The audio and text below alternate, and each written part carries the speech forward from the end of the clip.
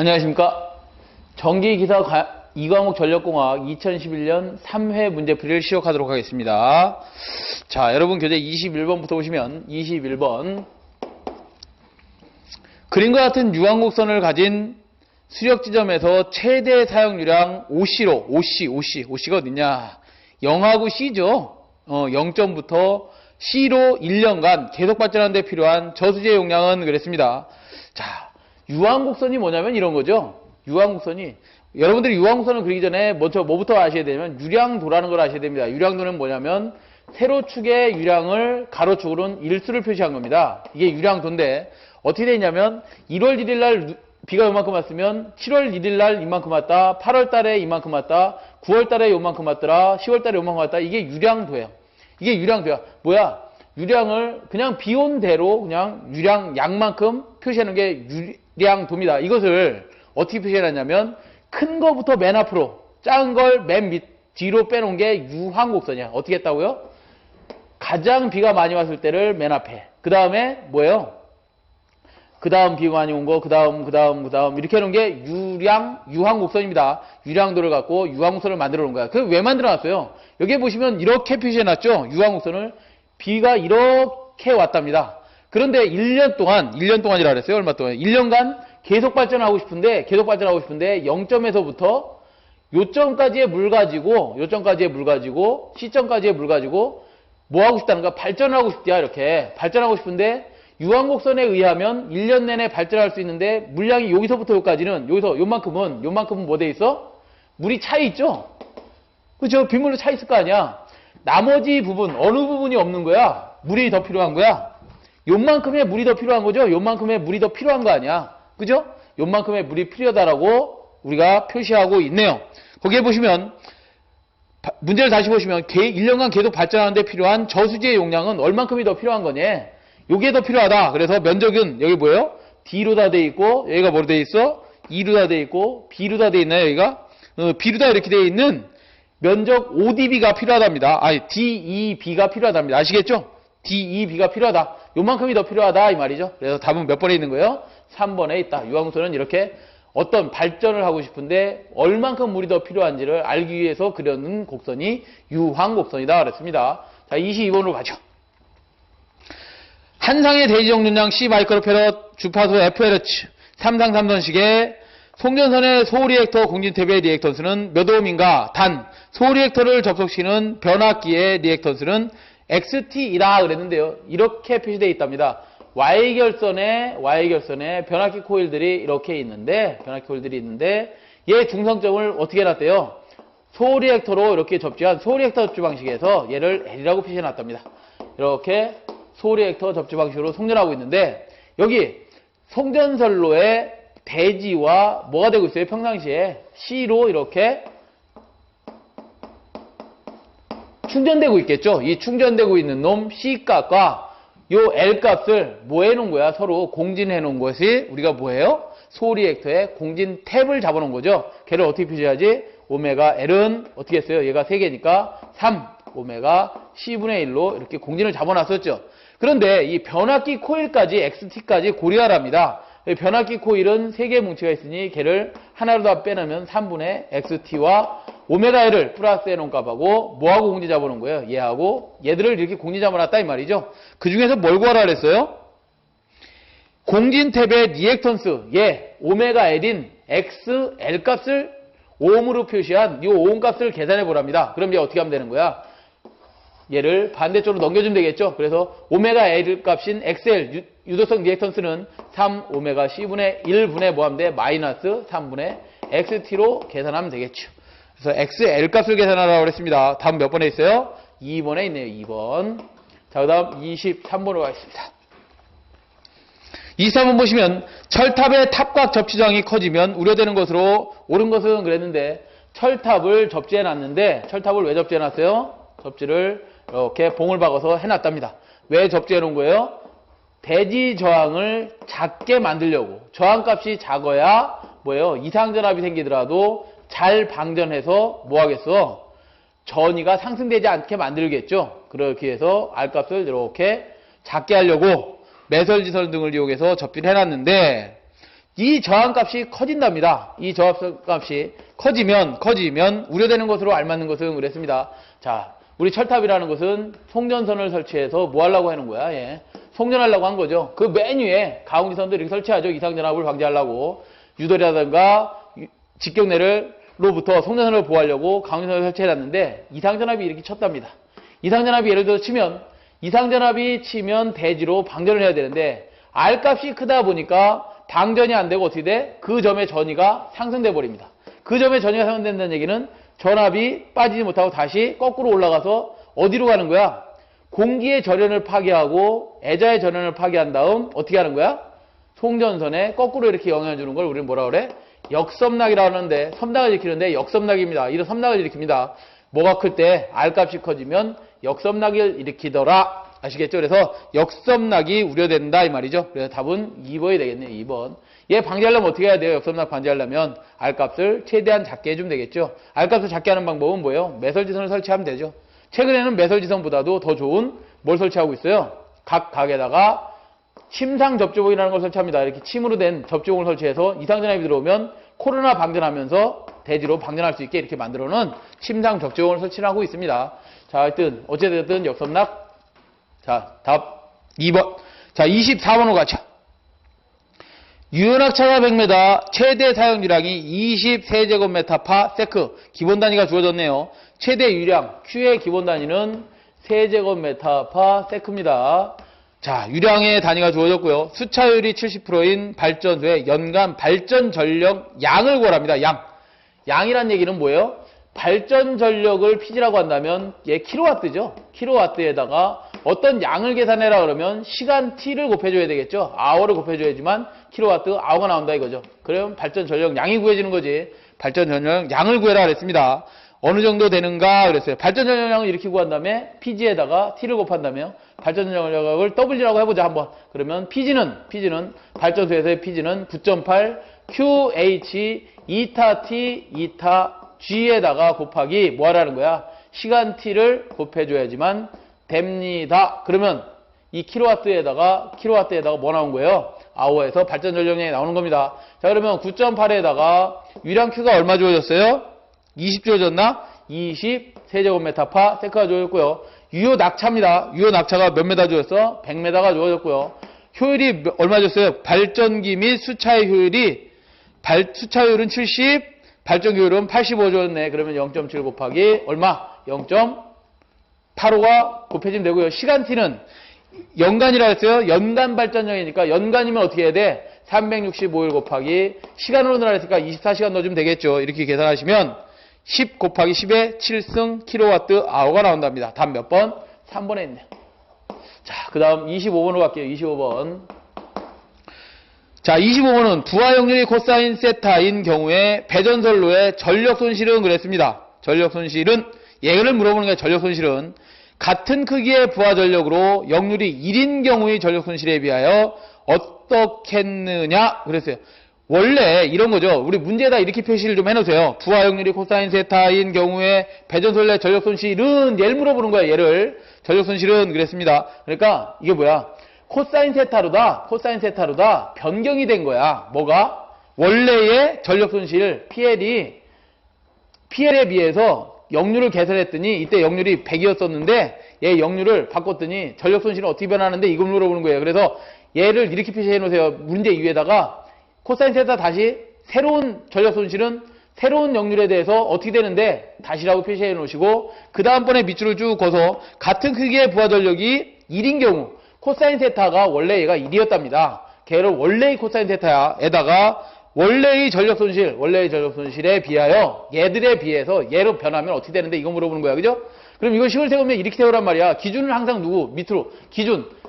PL이 기준이고 새로운 전력 손실을 물어보는 거잖아요.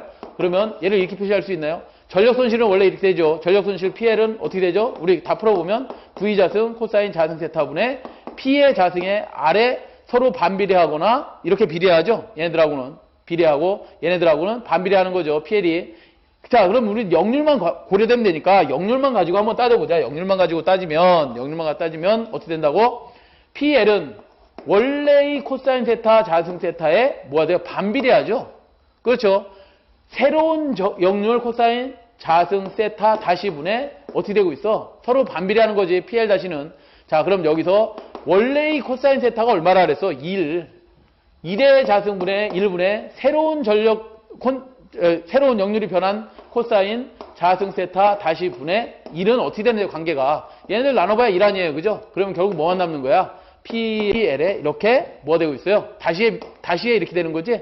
다시에 반비례하더라. 걔 몇 번에 있는 거예요? 다시자는 없지만 1번에 있네요. 그죠? 1번에. 이렇게 있더라. 그래서 문제가 조금 좀 생각을 하게 만드는 문제입니다. 그래서 코사인 세타가 원래의 역률이 1이었고 원래의 전력 손실이 있었는데 거기에 이렇게 변했을 때의 전력 손실은 물어보고 있어요.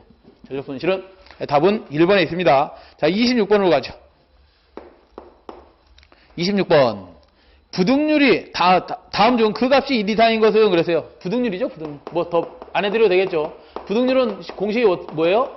합성 최대 전력에 대한 각 수용과 최대 전력의 비를 부등률이라고 하죠. 걔는 항상 누구보다 크다? 1보다 크다 그랬어요. 다음 몇 번? 1번에 있네. 1번. 자, 27번으로 가겠습니다. 27번. 자, 27번은 화력발전소의 기본 사이클이다. 순서가 옳은 것은 그랬습니다. 기본 사이클이 가장 기본이 되는 사이클은 누구예요? 랭킨 사이클이죠. 가장 이상적인 사이클 물어보면 누구예요? 카르노 사이클이지. 카르노라는 사람이 원래 보일러 사이클을 만듭니다. 만들었는데 걔는 카르노라는 사람은 온도를 올려주면 어떤 그 온도 차에 의해서 발전이 될 것이라고 생각했는데 발전이 안 되고, 랭킨이라는 사람이 이렇게 얘기하죠. 온도를 압력으로 바꿔주면 그 압력에 의해서 발전이 될 것이다 주장한 사람이 누구예요? 랭킨 사이클입니다. 그래서 랭킨 사이클이 돼야지만 발전이 되더라. 그래서 가장 기본으로 사용하고 있는 게 랭킨 사이클에 대해서 지금 물어보고 있는 겁니다. 자, 27번 화력발전소의 기본 사이클의 순서 이렇게 했네요. 풀이를 좀 참고하십시오. 풀이를 참고하시면 이렇게 돼 있죠. 보일러가 있고 그 다음에 뭐가 있어요? 과열기가 있고 그 다음에 뭐가 있어? 터빈이 있고 스팀 터빈이죠. 스팀 터빈이 있고 스팀 터빈에 발전기 달려 있을 거고 터빈에 출구 쪽으로부터 복수기가 있을 거고 복수기에서 나온 게 뭐가 있나요? 급수 펌프가 있고 그 다음 앞에 뭐가 달려 있어요? 여기 절탄기라는 게 달려 있죠. 절탄기. 이렇게 달려 있습니다. 그림을 참고하셔서 보일러, 과열기, 증기터빈, 복수기, 급수 펌프, 절탄기 이런 순서대로 되어 있다. 그래서 답은 몇 번에 있어요? 1번에 보니까 있네요. 1번. 절탄기가 빠져 있지만 어쨌든 1번이네. 어떻게 하는 거야? 물을 여기 드럼이라는 장치가 있습니다. 드럼 장치가 있어서 그 드럼 장치에서 기수 분리기야. 기가 뭐예요? 증기와 물을 분리합니다. 물을 분리하는 장치에서 여기에 뭐를 하관관을 놓고 여기에 물을 통과시켜주면 보일러에서 불을 떼면서 그 물이 뭐가 되겠어? 증기가 되겠지?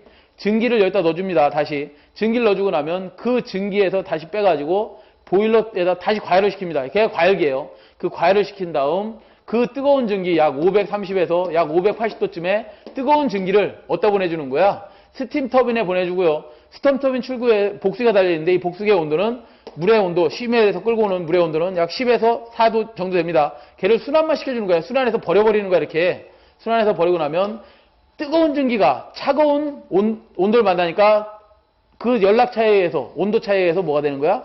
쭉 일을 하고 빠져나오겠죠. 이렇게 터빈을 돌려주고 난 다음에 쭉 빠져나옵니다. 그럼 여기서 다시 물이 됐다가 그 물이 급수 펌프로 가고 급수가 좀 날아가고 떨어졌으면 급수 탱크에서 어떻게 하는 거야? 물 탱크에서 급수 펌프 가지고 물을 순환을 또 시켜줍니다. 그러면 그 순환된 물 가지고 데펴서 뭐 급수 절탄기에서 급수를 가열한 다음 보일러에 이렇게 넣어주는 순서대로 되어 있습니다. 이게 가장 기본적인 랭킨 사이클이다. 다음 몇 번 했어요? 1번.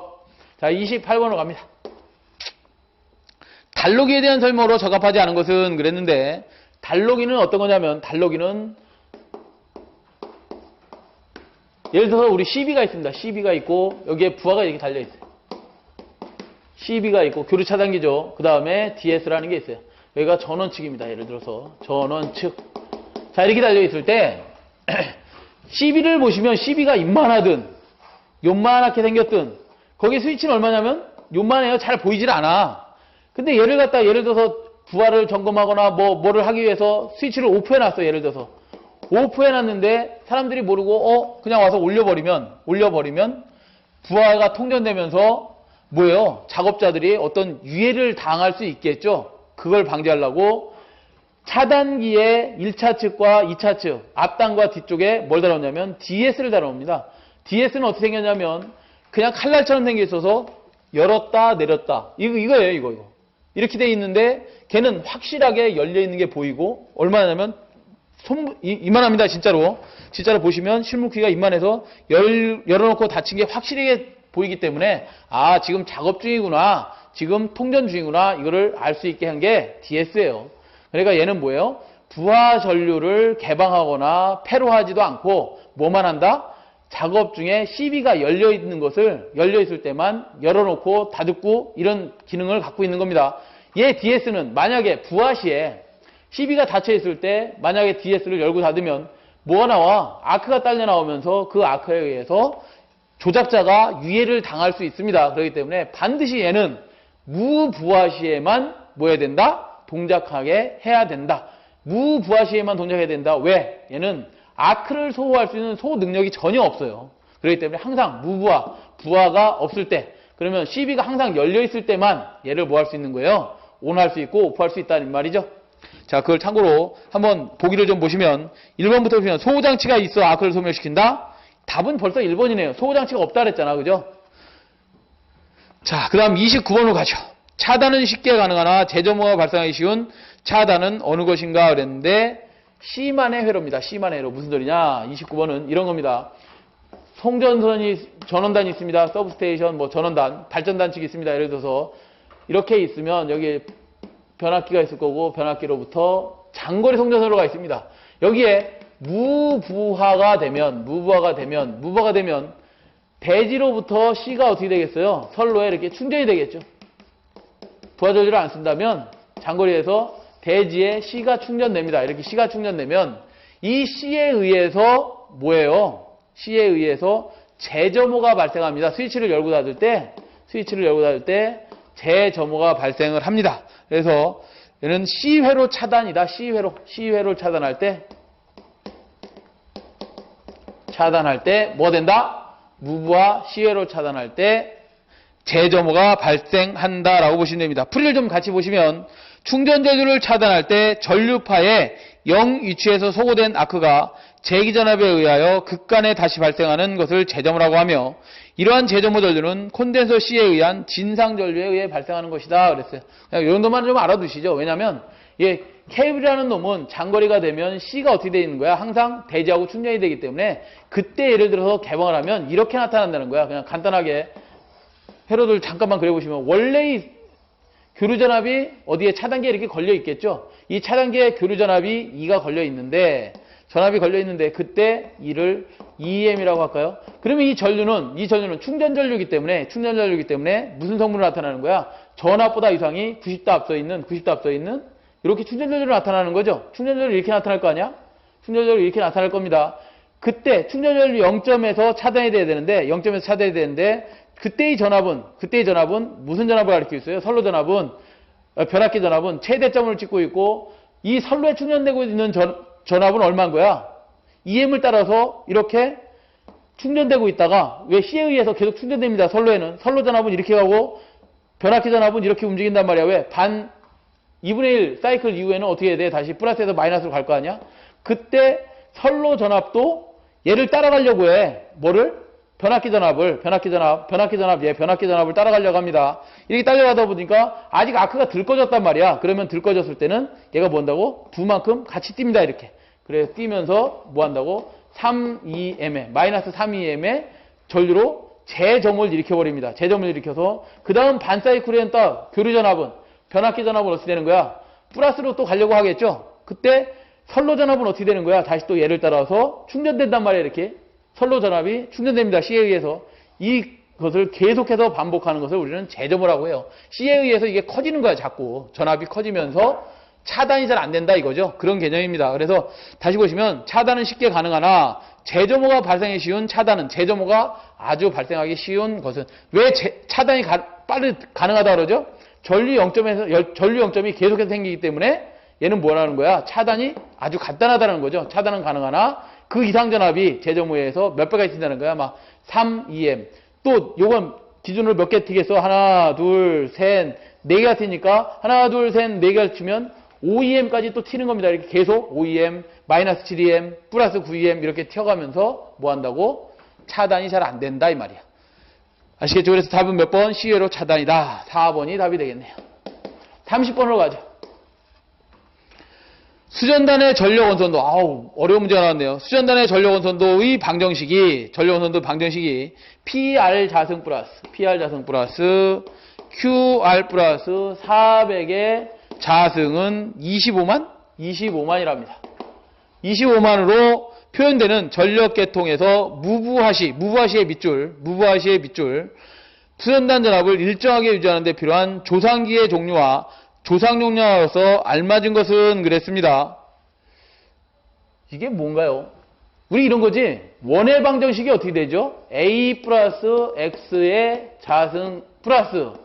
그러니까 X축 이런 거죠. X축이 있다, Y축이 있다. 그래, A값 어떤 값을 갖고 있는 거예요? X축의 자승 플러스 B 플러스 Y축의 자승은 반지름의 자승이 되는 거죠. 그게 원의 방정식 아니에요? 이 원의 방정식에서 전력원선도를 우리가 전력을 표시해보면, 수전단 전력인가요? 보자. 수전단 전력을 표시해보면, 수전단 전력은 이렇게 표시합니다. WR은 이 아래다가 IR에 곤주게이트를 취해서 이게 공액취하는 거죠. 공액취해서 이 값들을 다 뽑아내보면, 과정이 너무 복잡하니까 다 뽑아내드리진 않고, 뽑아내보면, 우리 전력원선도의 WR은 이렇답니다. PR 플러스 M. ER 수전단 전압의 자승의 자승 플러스 뭐예요? QR 무효분의 플러스 N 허수분 ER의 자승의 자승은 얘가 뭐라고? 반지름의 자승이 이렇게 나와요. 반지름의 자승 이게 원의 방정식이잖아. 그대로 나타나는데 문제에서 보여준 거에 보면 PR에 이걸 다 자승 취하고 이걸 다 정리한 값이 이렇게 나왔다 이 말이야. 이렇게 나왔을 때 뭘 구하라는 거예요? 여기서 무효분, 조상기 용량 구하라 하잖아. 우리 원의 방정식을 그려보면 이렇게 됐다는 거야. 원의 방정식이 수전단 원의 방정식이니까 이걸 반지름 노라고 한다면 노를 기준으로 이렇게 원을 그리는데 원을 그렸을 때 가로축을 PR이라고 표시한다면 세로축은 뭐예요? QR이 될 것이다. 그러면 이 크기에 의해서 정해지는 게 뭐야? QR 값의 크기죠. QR 값의 크기입니다. 전력 원선도에서 QR 값의 크기를 계산해봐라 이 말이야. 조상설비 용량이죠 얘가. 조상설비 용량의 크기를 계산해봐라. 이 공식에서 QR 계산하는 건 쉽잖아요. 그죠? 어떻게 계산하는 거예요? PR이 얼마냐? PR이 0 아닌가요? 무부하니까? 그렇네요. PR이 얘는 0이랍니다. 무부하라고 그랬으니까 얘가 0이 되겠네. 그러면 뭐만 남아? 저기서 QR 플러스 400의 자승은 뭐만 남는 거야? 25만만 남는 건가요? 여기서 남는 거에서 얘 구하라 했으니까 얘 자승을 이쪽으로 넘겨보자. 그러면 뭐가 되지? 25만에 000에 루트 씌워지는 거죠. 자승 넘어가면서. 그럼 얘 500, 5, 25. 얘 결국 500이겠네. 500이겠죠. 500이가 그럼 이렇게 계산내라. QR 플러스 400은 500이다. 그러면 여기서 QR 구하라 그랬으니까 400 넘기면 뭐만 남는 거야? QR은 여기 보여요? 여기 보입니까? QR은 500 마이너스 뭐가 되겠어? 400이 되겠죠. 그러면 답은 100이겠네. 100. 이거 계산하라는 거네. 전력 원선도에서 이렇게 수전단의 전력 원선도를 구하려면 원의 방정식으로부터 구하는데 수전단의 전력은 피상전력이 되겠죠. 피상전력은 PR 플러스 MER의 자승 플러스 QR 플러스 N 허수분 실수분 허수분의 자승의 자승은 반지름이 나오거든요. 이거 로우 자승 요 값이 나오는데 이걸 가지고 원을 그린 겁니다. 처음에 전력 원선도에서 원을 그리고 그 공식을 좀 정리해서 나온 문제가 이 문제야. 그런데 여기서 뭐라 그랬어? 무부하시라 그랬으니까 부하가 없다. 수전단 전력이 제로다. 이거나 똑같은 말이죠. 제로로 놓고 요 공식에서 나머지 요 공식에서 뭐 구하라는 거야? QR 구하라는 거야. 그럼 구할 수 있잖아요. 그죠? 네. 어려운 문제는 아니네. 답은 몇 번에 있어요? 2번에 있네. 2번. 그죠? 전력 원선도를 좀 더 깊이 공부해 보시면 상당히 좀 재미있다.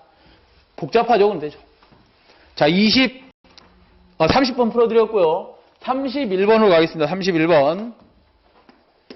자, 31번은 그림과 같이 3300V 비접지 배전선로에 접속된 주상변압기에 1차와 2차 간의 고조압 혼촉 발생이 되었다. X 표시한 부분의 대지 전위는 어떻게 되겠는가? 몇 볼트가 되겠는가? 그랬네요. V는 IR 아닌가요, 그냥? 그렇네요. 그렇게 계산하시면 되겠네요. 그림은 다시 안 그려드리고 VG로 표시했으니까 우리 풀이해서 VG는 지락전류에다가 뭐 곱하면 돼? V는 IR 아니야. 저항값 곱해주면 되지 않나요? 저항값 25옴. 그러면 지락전류가 몇 암페어라 해서 5암페어에다가 저항 25옴 곱해주면 100옴 되네. 100볼트가 되지. 다음 몇 번? 4번에 있네. 아주 간단한 문제네. 자, 32번으로 가죠. 송전선의 중성점을 접지하는 이유가 아닌 것은 중성점 접지를 하는 이유가 아닌 것이래. 중성점을 왜 접지하는 거예요? 송전선의 중성점을 직접 접지했다고 보죠. 직접 접지해서 지락고장이 발생을 하면 그 지락전류가 어디 되는 거예요? 중성점과 이렇게 단락을 일으키는 거죠. 대지에서. 맞죠? 지락고장이 발생을 했습니다. 대지를 통해서 중성점과 단락이 됩니다. 이렇게 단락이 됐네. 이렇게 단락이 된 거죠. 회로가 구성됐으니까. 단락이 됨으로써 여기다 뭘 놓을 수 있어? 보호 계정기를 설치해서 그 고장을 제거할 수 있을 것 같고요. 자, 고장이 발생하기 이전에는 접지를 해놨다 그러면, 중성점을 접지해놨다 그러면 대지 전위가 몇 볼트야? 0볼트이기 때문에 중성점의 전위는 몇 볼트? 0볼트다. 그러면 절연을 어떻게 할 수 있어요? 단계적으로 절연할 수 있겠죠. 왜? 이게 코일이다 그러면, 변압기 코일이다 그러면 중성점은 0볼트, 여기는 단자전압이 나타날 거니까 얘를 저감절연 할 수도 있고, 어떤 이런 것들이 있겠네. 그 다음에 직접 접지에서는 이상전압이 발생을 하면, 고장에 의해서 이상전압이 발생을 하면 그 상 말고 건전한 상, 고장이 발생하지 않은 건전한 상에는 대지전위가 얼마큼, 1.3배만큼 밖에 상승이 안 되죠. 비접지다 그러면 얘가 얼마큼 돼요? 접지를 안 했다 그러면 루트 3배만큼 트기 때문에 위험하죠. 그래서 장거리에서는 설치할 수 없습니다. 비접지는. 그죠? 그런 뭐 여러 가지 등등을 가지고 한번 문제를 풀어보자. 중성점을 접지하는 이유가 아닌 것은 그랬는데 1번에 있네요. 벌써 답이. 코로나를 방지한다? 코로나를 방지하려면 어떻게 해야 돼? 복도체를 사용해야 되죠. 답은 1번일 거고요. 2번도 같이 좀 보시죠. 기기의 절연 강도를 낮출 수 있다. 절연 강도를 접지를 함으로써 낮출 수 있다네요. 그죠? 비접지일 경우에는 그럼 어떻게 되는 거야? 절연 강도를 높여야 되겠지. 그래서 절연 강도를 높여야 한다? 그럼 고전압에 사용을 못 하겠네. 전압이 좀 낮은 대납 이런 데만 비접지를 사용할 수 있네요. 그죠? 비접지 계통은 전압이 좀 낮은데 몇 킬로볼트? 30킬로볼트 이하 이런 데에다가 단거리 선로에서만 사용이 가능하다 이 말이에요. 왜?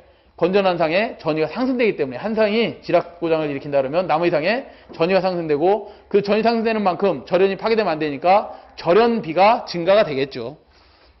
다음 3번에 보시면 이상전압을 방지한다. 이상전압을 방지할 수가 있네. 이상전압. 건전한 상에 이상전압이 방지됩니다. 제일 낮으니까 접지를 하면 지락사고 시 선택 차단한다. 지락사고 시 차단이 아주 용이하더라. 지락사고 시 비접지는 차단이 어렵습니다. 지락전류가 대단히 작기 때문에 답은 1번이 되겠네요. 자, 33번으로 가죠. 자, 33번은 송전계통의 안정도를 향상시키는 방법이 아닌 것은 그랬습니다. 안정도가 뭐예요? 안정도란 이런 거죠. 발전단과 수전단이 어떤 고장이나 부하의 급변에 발생하더라도 서로 동기를 유지하면서, 동기가 뭐예요? 싱크로나이즈. 서로 같이 맞물려서 잘 돌아가는 동기를 유지하는 정도를 우리는 뭐라고 한다고? 안정도라고 합니다. 그러면 그 안정도를 증지시키는 방법이 있는데 그 안정도를 증지시키는 방법엔 크게 4가지가 있답니다. X값을 저감한다. 기기의 X값, 선로의 X값을 어떻게 해야 된다? 작게 해주는 방법이 있고요. 두 번째, 전압을 안정화시키면 됩니다. 송전단이나 수전단의 전압을 안정화시키면 되고, 세 번째, 발전 전력량을 평형시키면 됩니다. 안정하게 하면 되고, 네 번째, 고장이 발생했다면 고장 지속 시간을, 고장을 신속히 차단하면 되겠죠. 신속히 차단하는 방법이 있습니다. 이게 안정도 향상 대책인데, 특히 X값을 저감하는 방법은 이렇습니다. X값을 저감하려면 어떻게 하면 되냐면 저임피던스 기기를 사용하면 됩니다. 저임피던스 기기 채용하면 됩니다. 그러겠죠. 당연히 X값을 저감하려면 저임피던스 기기를 채용하고, 다음에 두 번째, 전압을 상승하거나 전압을 3소를 사용할 걸 765를 사용한다든가, 또는 연계하면 됩니다. 연계하면 X값이 작아지나요? 맞아요? 우리 회로이론 시간 또는 어디서 전력공학 시간에 이런 거 배우셨죠? 어떤 거 배웠어요? 1회선을 2회선으로 한다 그러면 B값인 임피던스 값이 어떻게 되는 거야? 복도체 한 만큼, 회선을 상승시킨 만큼 뭐가 돼요? 임피던스가 반으로 줄어드는가? 아니면 그 연계한 개수만큼 임피던스 값이 줄어들죠. 그래서 X값이 저감이 되더라. 연계를 해라.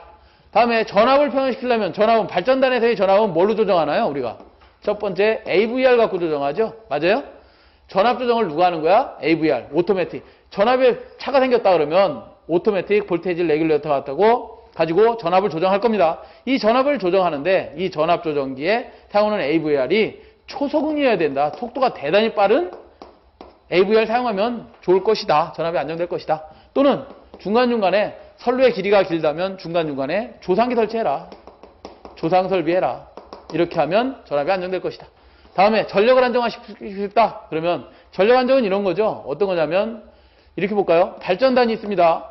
저기에 부하를 쓰고 있습니다. 부하를 모다를 이렇게 쓰고 있는데 예를 들어서 한 개의 부하가 탈락을 했습니다. 이렇게 탈락을 해버리면 얘가 출력을 원래 100을 내고 있었는데 갑자기 30짜리 하나가 탈락을 해버렸어. 30kW짜리 하나가 탈락을 해버리면 나머지 70밖에 안 된다. 그럼 나는 가속하겠다 이 말이죠.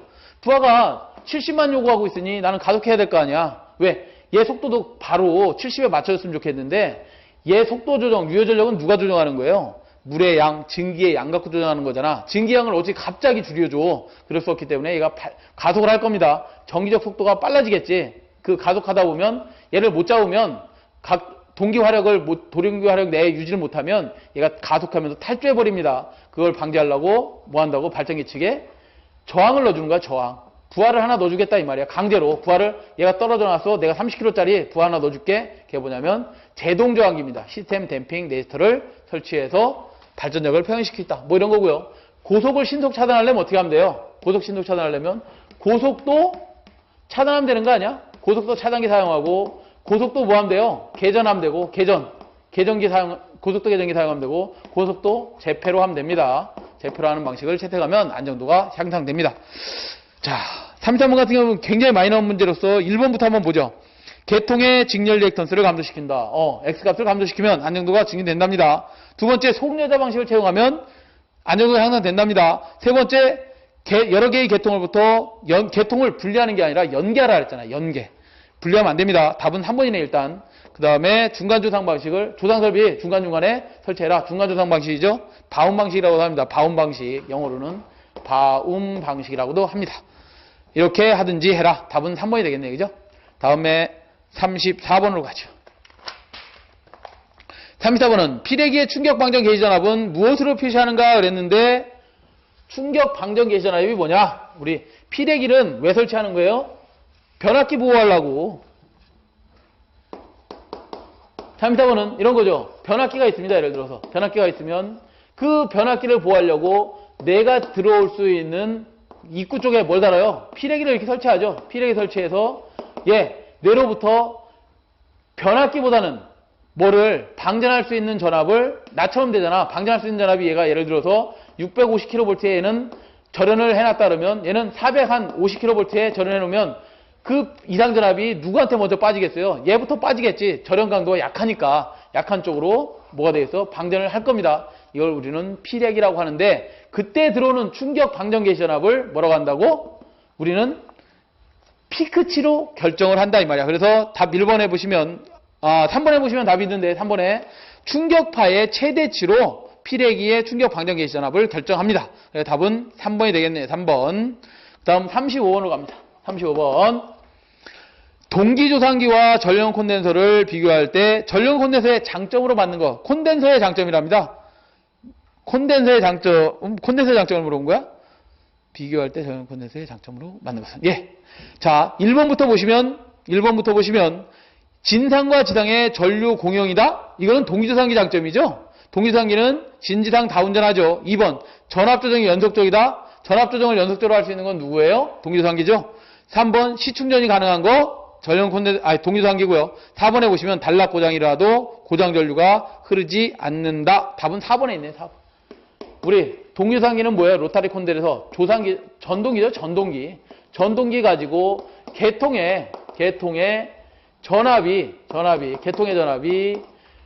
만약에 중부하시다 그러면 중부하시에는 전압이 어떻게 가요? 계통 전압이 당연히 부하를 많이 썼으니 전압이 떨어질 겁니다. 중부하시 전압이 떨어진 것을 전동기를 뭐해서 과여자 해가지고 어떻게 하는 거야? 과여자 해가지고 진상을 계통에 공급해주면 전압이 올라가는 거죠.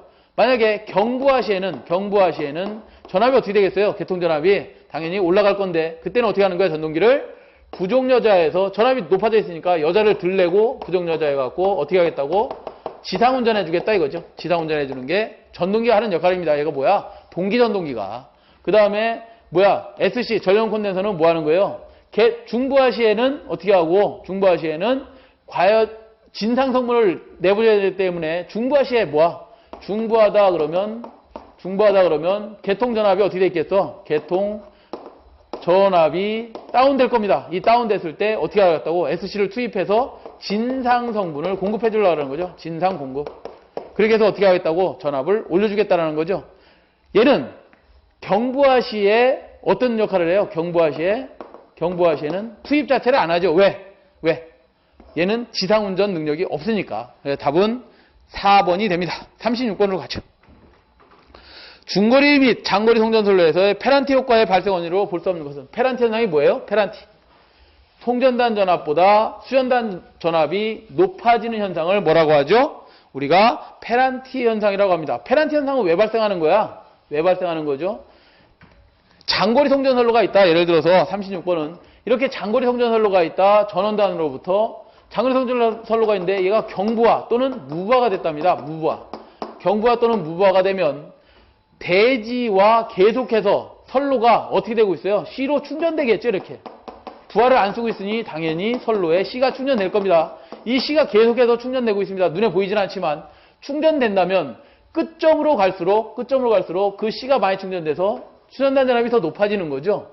얘는 결국 뭐 때문에 충전되는 거예요? 페란티 효과가 발생하는 거야. 정전용 때문에. 선로에 정전용 때문에 발생을 한다. 그러면 방지 대책은 뭐가 되겠어? 이 C를 저감할 수 있는 블로 리액터 SHR을 달면 되겠죠. SHR을 설치해주면 C가 서로 뭐 되는 거야? 상쇄되면서 VR 전압이 낮아지겠죠. 그래서 답은 몇 번? 3번에 있네. 정전 용량에 의해서 페란티 현상이 발생하는 거죠. 자, 37번으로 가죠. 송전계통에서 절연협조의 기본이 되는 것은 그랬습니다. 방금 전에도 한 30몇 번에서 34번에서도 말씀을 드렸지만 이런 거죠. 송전계통의 절연협조의 기본이 되는 것은 뭐냐면 어떤 선로에 변전소에 예를 들어서 변압기를 설치해놨습니다. 이렇게 변압기를 설치해놨는데 그 변압기에 이상전압이 들어가면 변압기는 분명히 절연이 파괴될 겁니다. 그것보다도 절연 강도를 낮게 해서 어떤 피레기를 설치해놓으면 그 피레기에 의해서 대지로다 이상전압이 방전을 하겠죠. 그래서 가장 기본이 되는 건 누구냐면 피레기의 제한전압이 가장 기본이 되고요. 그 다음 누구? 변압기, 그 다음 또 누구? 기기들, 일반 CB들 이런 것들이 있죠. 여기 뭐 차단기들이 있을 건데 이런 CB들. 그 다음에 다시 또 변전소에서 타 변전소 또 넘어갈 거 아니야. 전압 변환해서 그때 나갈 때에 뭐 선로 애자들, 이런 애자의 절연 강도를 가장 크게 순서대로 해놓습니다. LA 제한전압이 가장 낮고 그 다음에 변압기, 그 다음에 CB들, 기기들, 그 다음에 선로 애자 이런 순서로 절연 강도를 맞춰놨습니다. 우리 154kV를 예를 든다면 154kV는 LA의 제한전압은 460kV에서 방전하라고 해놨고요. 변압기는 몇 kV까지 견뎌야 되냐면 154에서는 650kV까지 견딜 수 있게 해놨습니다. 그러니까 이상전압이 들어와도 650kV 이상이 들어오기 전에는 절연이 파괴된다 안 된다? 절연이 파괴되지 않게 해놨습니다. 얘는 얼마야? CB는 750kV까지 절연을 강화해놨고요. 우리 선로 애자 같은 경우는 뭐 860kV까지도 절연을 해놓았습니다. 그래서 이상전압이 아무리 들어와 봐야 피레기에서 대부분은 웬만하면 다 빼주는 거죠. 이 피레기가 동작을 안 했다? 그러더라도 어떤 뭐 550kV가 들어왔다. 피레기가 동작을 못했다. 그러더라도 변압기는 견뎌라 안 견뎌라? 견뎌라. 이걸 우리는 빌이라고 하고 기준 충격 절연 강도 베이직 임펄스 인슐레이션 레벨이라고 합니다. 아시겠죠? 그래서 피레기 제한 전압이 기본이 될 것이다. 3번. 자, 38번으로 갈까요? 38번은 배전계통에서 전력용 콘덴서를 설치하는 목적으로 가장 타당한 것은 그랬어요. 배전계통에서 전력 콘덴서를 설치합니다. 어디다가 부하가 있어요, 모다가 있어. 이거에 병렬로다 뭘 설치하는 거야? 콘덴서를 설치하죠. 콘덴서를 설치할 때 이 콘덴서를 왜 설치하느냐 이거야. 우리 콘덴서의 주 설치 목적은 뭐예요? 역률 개선이죠. 역률 개선. 답이 역률 개선이 있어요? 역률 개선이 없으니 역률을 계산하면 손실이 어떻게 되는데 손실 PL은 이렇게 되지 않나요? 3i 자승 R에서 3에다가 루트 3 V 코사인 세타 분의 P의 자승의 R이다. 이거 다시 계산하면 지워주면 V 자승 코사인 자승 세타 분의 P 자승의 R이 남는다. 역률이 개선되면 뭐가 전력 손실이 자승에 반비례해 갖고 뭐가 돼요? 저감이 되죠. 그래서 역률을 계산하면 콘덴서를 따라서 역률을 계산하면 전력 손실이 경감될 것이다. 답은 몇 번? 1번에 있네. 1번. 그죠? 전력 손실 감소. 자, 39번으로 가겠습니다. 전선에 전류가 흐르면 열이 발생한다. 무슨 열 발생하는 거야? 주울열. 주울열. 39번에는 답이 뭐예요? 주울열. 그죠? 답 4번. 얘 손실 때문에 뭐가 생기는 거야? 열이 발생하면서 허용 전류라는 게, 허용 온도라는 게 나오죠? 허용 온도. 허용 온도에 대응하는 전류가 뭐야? 허용 전류입니다. 그러니까 예를 들어서 이런 거야. 뭐 주울열에 의해서 0.24 I 자승 RT라는 주울열에 의해서 온도가 올라갈 거 아니야? 전선의 온도가 올라간다. 그 온도를 버틸 수 있는 전선의 굵기를, 적당한 굵기를 선정해야지만 거기에 맞는 허용하는 전류가 흐를 수 있다 이 말이야. 그래서 허용 온도는 대단히 중요합니다. 허용 전류는 대단히 중요합니다. 아시겠죠? 그래서 우리 전선의 구비 조건 첫 번째가 뭐야? 첫 번째가 이거야. 허용 전류가 대단히 클 것. 아시겠죠? 답은 4번이 되고요. 40번. 마지막 문제네요. 단상 이선식 배전선로의 송전단 전압 및 역률이 각각 400V 0.9이고 수전단 전압 및 역률이 380V 0.8일 때 전력 손실을 계산하라. 와트로 계산하랍니다. 와트로. 단 부하 전류는 10A다. 이런 거는 우리 PL을 계산하시오 그랬는데 PL은 이렇게 계산하라는 거야. 송전 측에 전력 주어지고 구할 수 있게 주어졌죠. 전력을 어떻게 계산해? 단상이 다르면 VI 코사인 세타 아니에요? 마이너스 수전단 측의 전력을 가지고 빼주면 예를 들어서 이런 거죠. 송전단 측이 있습니다. 전원 측이 있고 여기 우리 부하단이 있는데 이쪽에 부하가 있습니다. 부하가 있을 때 얘 송전 측에서 전력을 100을 만들어줬어요. 근데 부하 측에서는 90밖에 못 받았어. 그럼 나머지가 뭐가 되는 거야? 전력 손실이 되는 거죠. 10이라는 게 전력 손실이 될 거 아니야? 그 전력 손실을 구하시오. 그럼 송전단 측의 전력 구하고 수전단 측의 전력 구해서 전력 손실을 구하면 됩니다. 이 문제죠. 그러면 PS가 얼마예요? VI 코사인 세타에서 V가 얼마 주어졌어? 400V에 곱하기 전압은 얼마 주어진 거예요? VI가 얼마 주었어? I가 10A 곱하기 역률이 얼마 줬어요? 0.9에서 뭐 빼라는 거야? 수전단 전압이 얼마 주었어? 380. VI가 얼마? 10A 똑같죠? 곱하기 역률이 얼마? 0.8이다. 이거 빼주라는 거야. 그러면 얼마 나올 것이다. 몇 와트 나온다고요? 560와트 나온답니다. 문제를 잘 이해하시면 그렇게 어려운 문제는 아닌데 이게 얼뜬 생각이 안 날 것 같아요. 그죠? 아, 송전단 측에서 수전단 측 전력 빼주면 우리가 전력 손실을 알 수 있겠구나. 이 정도 알아두셔야 되겠습니다. 네, 이래서 전기기사 2과목 전력공학 2011년 3회 문제풀이를 모두 마치도록 하겠습니다. 네, 수고하셨습니다.